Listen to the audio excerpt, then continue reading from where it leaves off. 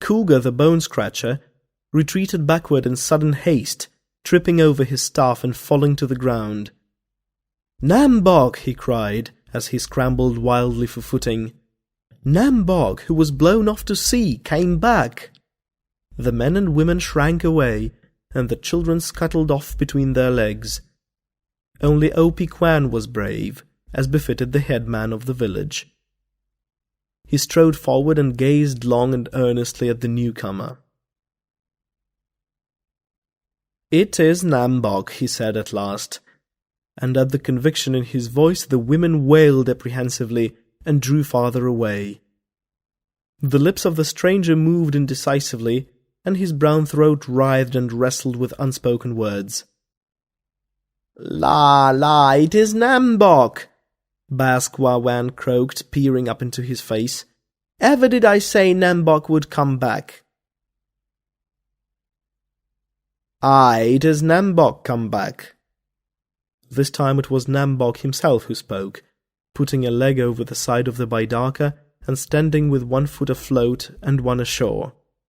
Again his throat writhed and wrestled as he grappled after forgotten words. And when the words came forth, they were strange of sound, and a spluttering of the lips accompanied the gutturals. "Greeting, O brothers," he said, "brothers of old time before I went away with the offshore wind." He stepped out with both feet on the sand, and Opie Kwan waved him back. "Thou art dead, Nam-Bok," he said. Nam-Bok laughed. "I am fat." "Dead men are not fat," Opie Kwan confessed. "Thou hast fared well, but it is strange. No man may mate with the offshore wind and come back on the heels of the years." "I have come back," Nam-Bok answered simply.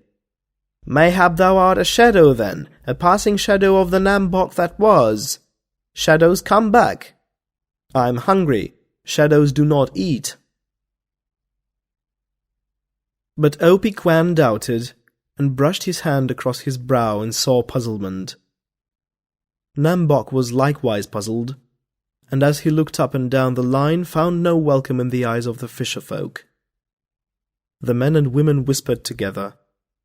The children stole timidly back among their elders, and bristling dogs fawned up to him and sniffed suspiciously.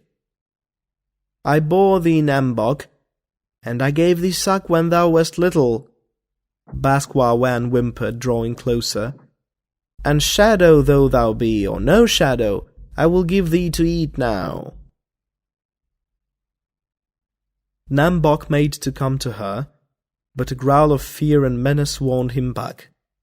He said something in a strange tongue which sounded like "goddamn," and added, "No shadow am I, but a man." "Who may know concerning the things of mystery?" Opie Kwan demanded, half of himself and half of his tribespeople. "We are, and in a breath we are not. If the man may become shadow, may not the shadow become man? Nam-Bok was, but is not. This we know, but we do not know if this be Nam-Bok or the shadow of Nam-Bok."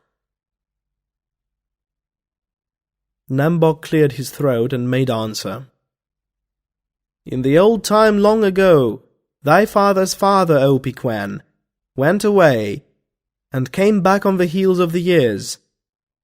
Nor was a place by the fire denied him. It is said—" He paused significantly, and they hung on his utterance.